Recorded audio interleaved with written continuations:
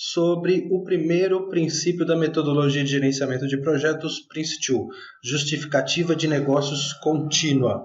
Se você não sabe exatamente o que são os princípios, então eu recomendo que você dê uma olhadinha no primeiro vídeo, onde eu falo dos princípios do Prince2, e aí depois você volta para concluir esse vídeo aqui. Okay? De maneira resumida, os princípios foram criados para ampliar a probabilidade de sucesso dos projetos, são direcionadores fundamentais que representam lições aprendidas em projetos do passado, projetos de sucesso e também projetos que fracassaram, exatamente para poder ajudar o sucesso dos projetos conduzidos pelo governo britânico. Eles são usados como? Através da mudança do mindset da equipe, onde em cada momento da execução, do planejamento, do monitoramento e controle, enfim, do projeto, a equipe tem que se perguntar se os princípios continuam mantidos, se os princípios continuam válidos. E eles são universais, funcionando para qualquer tipo de projeto, pequeno, médio, grande, projetos do governo, da área de serviços, da indústria, não importa onde, porque eles são universais, são aplicáveis, inclusive com metodologias caseiras criadas pela sua organização, aplicados também em metodologias criadas baseadas em PMBOK, aplicáveis também com abordagens ágeis. Ok? Então, de maneira resumida, é isso. Mas eu recomendo que você dê uma olhadinha lá no outro vídeo e depois continue nesse vídeo aqui. Talvez você se pergunte, ou afirme, né? Não, mas eu já li sobre o princípio justificativa de negócio contínuo, né, num blog, enfim, num site, isso aqui não vai me ajudar em nada.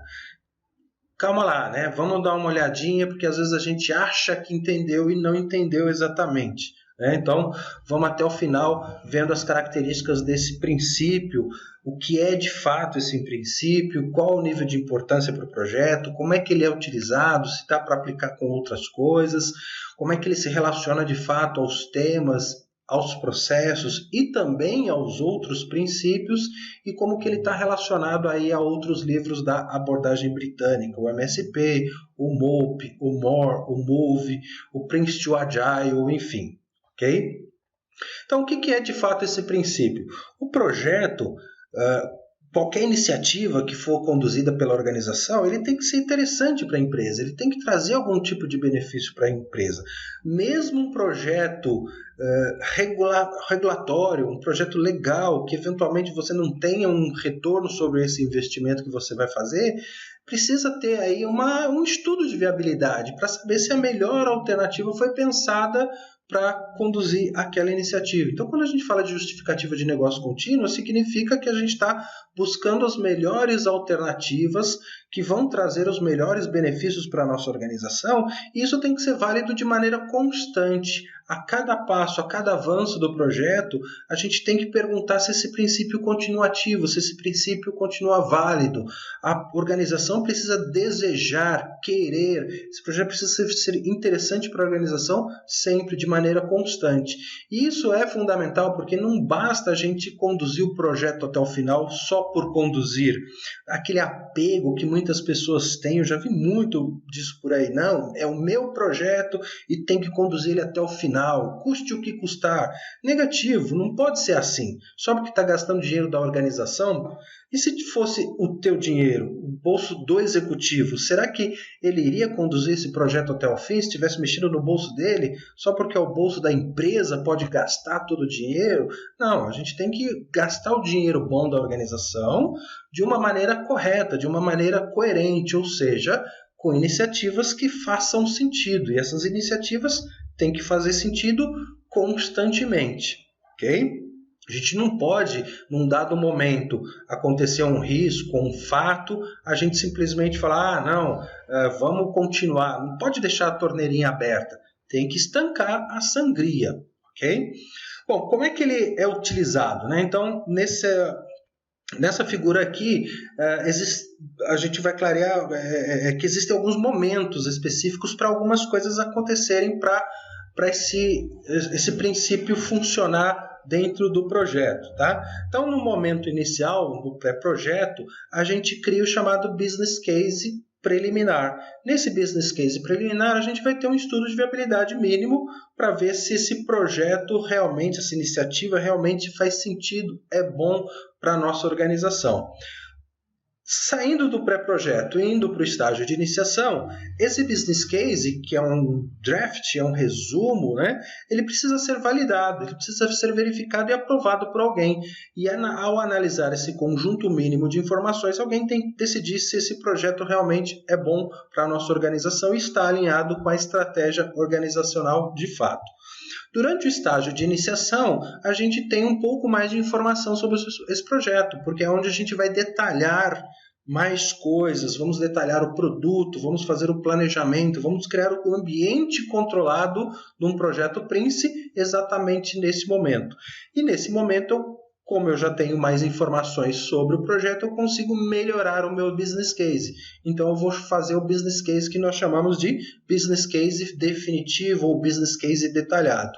E, de novo, para sair de um estágio e ir para o outro, ou seja, sair do estágio de iniciação e ir para um estágio de execução de fato, esse business case novamente precisa ser verificado para ver se a viabilidade contínua, a justificativa contínua para o negócio continua ativa, continua valendo, ou seja, o projeto continua bom para a nossa empresa, para a nossa organização.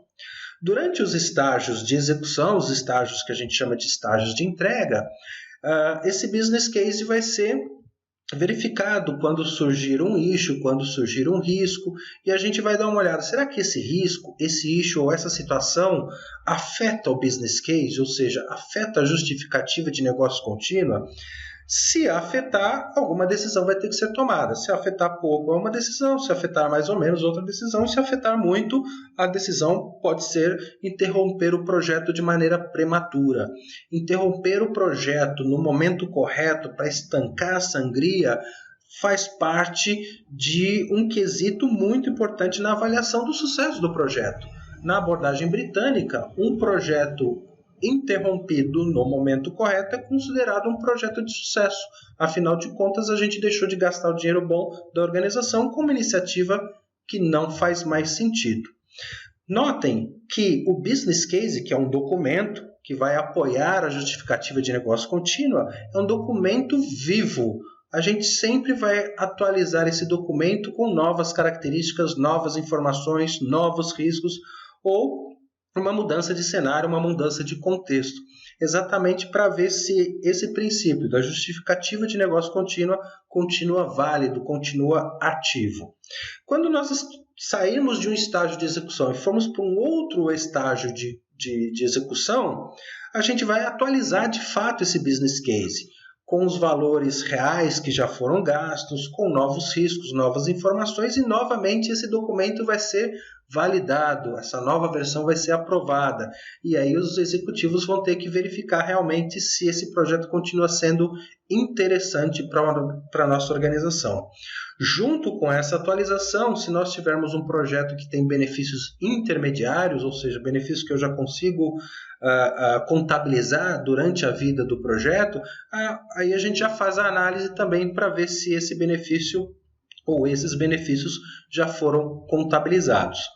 E ao final do projeto, quando a gente chegar no Closing a Project, no processo Closing a Project, a gente vai fazer a nossa atualização final ao business case, detalhando os gastos reais que foram efetivos, porque isso vai ajudar no componente do ROI, Return of Investments, o que vai ajudar a gente a verificar se realmente a gente teve os gastos previstos e como que esses gastos previstos versus os gastos realizados prejudicaram ou não o retorno sobre o investimento.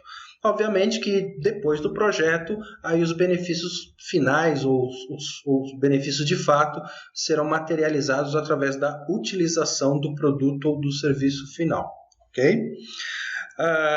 Ele serve para qualquer tipo de projeto? Também serve para qualquer tipo de projeto, igual aos demais princípios.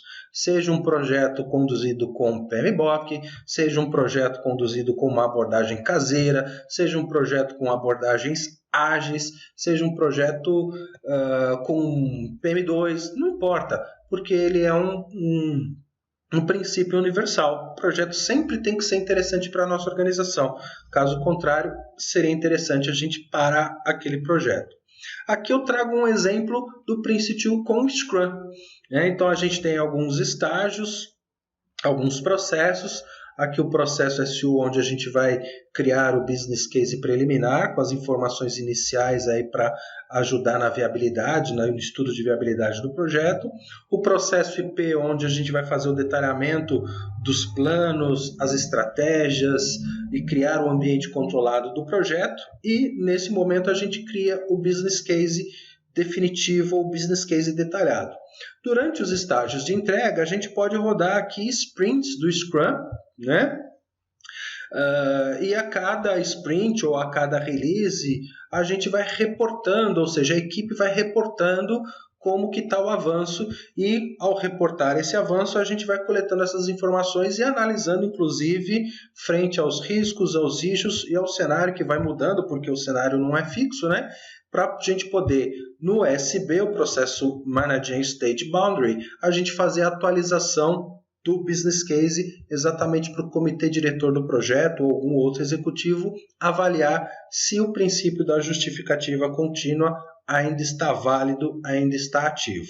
Okay? Então, a cada estágio de entrega ele vai acontecendo da mesma forma, sempre coletando as informações e a gente confrontando essas informações, confrontando o cenário para ver se o projeto continua interessante, continua bom para a nossa organização.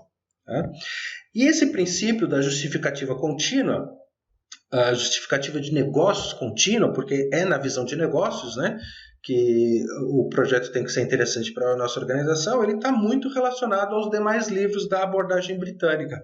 Por exemplo, quando um gerente de programa der uma orientação para o gerente de projetos, ele vai conhecer os próprios princípios relacionados ao MSP, para o gerenciamento de programas, e ele vai conhecer também os princípios fundamentais aí do gerenciamento de projetos. Então, as orientações do gerente do programa para o gerente do projeto serão orientações alinhadas aos princípios do MSP e alinhadas também aos princípios do Prince2, exatamente para ampliar a probabilidade de sucesso dos dois, do programa e também do projeto.